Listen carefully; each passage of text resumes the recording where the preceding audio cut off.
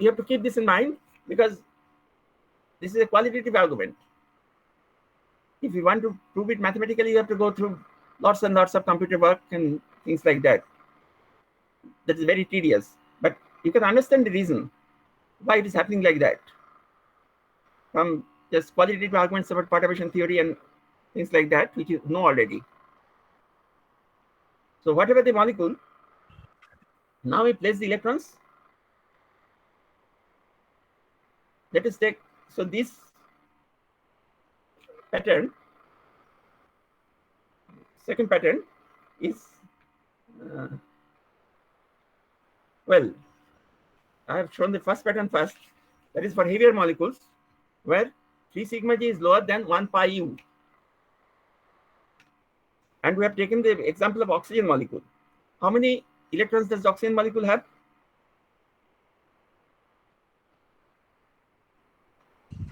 8, sir. Oxygen molecule? 16, sir. 16. So I put the 16 electrons one by one first. And how many electrons will each level accommodate? 2, sir, I think. Two. One spin up and one spin down. So 1 sigma g will have 2. 1 sigma u will have 2. That makes 4. So these 4 electrons will complete the inner shell, and they will not interact much with the outer electrons. They are not involved in the chemistry. Yes, sir. They are not involved in the chemistry of oxygen. Even the next 4, with 2 sigma g and 2 sigma u, they are almost inner shell electrons. They also do not take part in chemical processes in oxygen. So that makes 8 electrons. There are other 8 electrons. So 3 sigma g, next level is 3 sigma g for oxygen.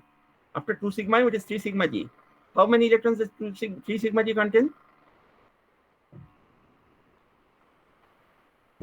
2 electrons, sir. 2 electrons. That makes 10. Still there are 6 electrons left. Then the next level is 1 pi u. And 1 pi u will contain?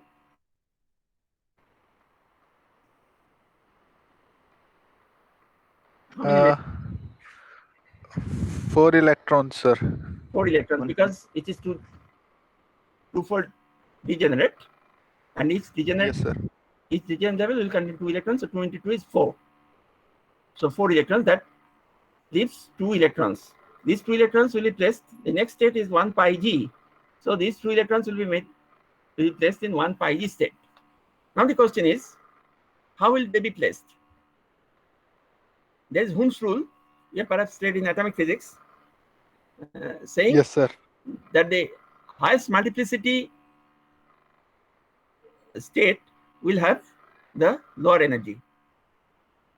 That means if we take the parallel spins of the 2 electrons and place them in 2 different pi g levels, there are 2 different pi g levels. They are degenerate. Energetically, they are degenerate, but they are structurally different. So we take 2 pi g levels and put parallel spins in each of them. That makes, yes, sir. That makes up oxygen with 16 electrons, complete. Okay? Yes, sir. That's why oxygen is paramagnetic, sir. Why? Because there is an unbalanced spin. The total spin is 1. Yes, sir. Yes, sir. So oxygen will be paramagnetic. But you look at the other molecules, they are not paramagnetic. Let us take nitrogen or things like that. They will not be paramagnetic because they will not have unbalanced spins like this. Yes, sir. Without this MO theory, it was not possible to understand why oxygen particularly is paramagnetic while other molecules are not. So that is a triumph of this molecular orbital theory, actually, you can say. This helps us to understand why the oxygen, well, people knew already that the oxygen molecule is paramagnetic. It behaves like a paramagnetic substance, a magnetic field. It goes to the stronger magnetic fields. But why? That is the reason. Because they are unbalanced electronic spins. The total electronic spin of the system is 1, and that is oxygen is paramagnetic. So This is called the LCAO-MO principle. I think you have read about this in atomic physics. How to fill the orbitals one by one. Each orbital will contain 2 electrons. Yes. Yes, sir. So oxygen is filled like that.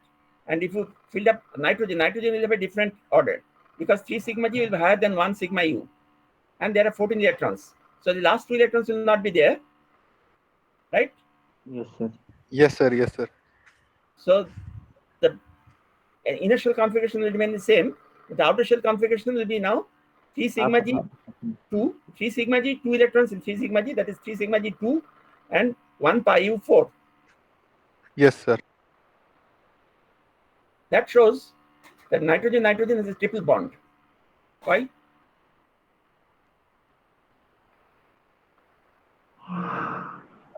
Because six Yes, outer 6 electrons outer will be the electrons. bonding electrons. So 3 all and 5. yes, sigma G is a bonding orbital and pi U is also a bonding orbital.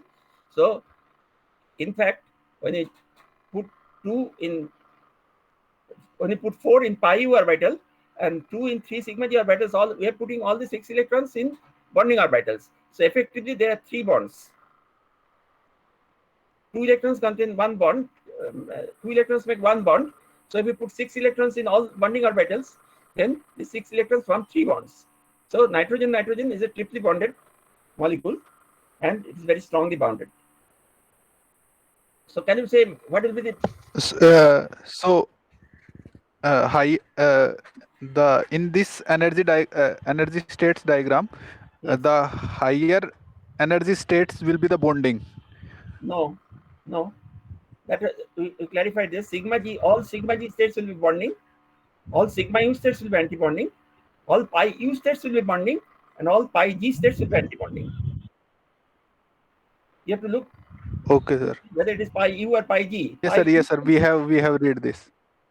Pi U states are bonding and pi G states are anti-bonding. Of course, the bonding effect is not same because for high the excited electrons they will be different, and for low-lying electrons they will be different. But whatever it is, you can see that it is given in the nitrogen will be 1 sigma U4 and 3 sigma G2. That will give you a triple bond. While oxygen, you can see that oxygen will have a double bond. And if you try to form a neon molecule, you see that neon molecule will not form any bonding. There will be bonding electrons, there will be anti-bonding electrons in the orbitals. But the net effect will be zero because bonding effects will cancel the anti-bonding effects. Neon, there are 20 molecules, 20 electrons. And you will see that 10 of these electrons will be in bonding states and 10 anti-bonding states. So they will cancel completely and neon will not form a molecule. As for helium, because for helium 2, there are 4 electrons and the electron configuration will be 1 sigma G2, 1 sigma U2. Sigma G, there are 2 bonding electrons, sigma G, and 2 anti-bonding electrons, sigma U, and they cancel each other, and helium 2 does not form a molecule. But what about helium 2 plus? If we take out 1 electron from the helium, then the electron configuration, there are 3 electrons now. The electron configuration will be 1 sigma G2, 1 sigma U1. So there are 2 bonding electrons and 1 anti-bonding electron. So the net effect will be small bonding. So there will be helium 2 Yes, sir. plus is a weakly bonded molecule. You can make it in the laboratory, but it's of course it will be weakly bonded. Okay. Yes, sir. So I'll stop here, and I suggest that you go through this last note. Everything is there, Okay, sir. but the note is perhaps not very well written. But all I've said today is there. Everything is there, and I'll try to make some supplement of this and send you later. You're almost finished with the electronic structure part. Okay, sir. There are 2 or 3 minor things left, which we'll consider in the next lecture. So when is next lecture going to be?